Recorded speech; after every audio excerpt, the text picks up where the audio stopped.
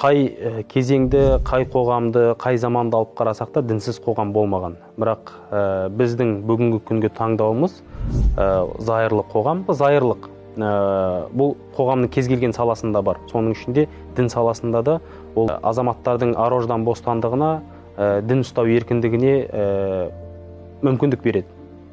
Зайырлықтың негізгі түсінігі мемлекет діннің саясатын араласпайды, саясат діннің ішкі жұмыстарын араласпайды деген ұстанымда.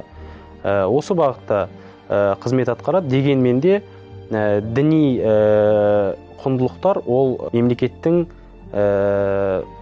заңнамалық актілермен реттеліп отыру қажет.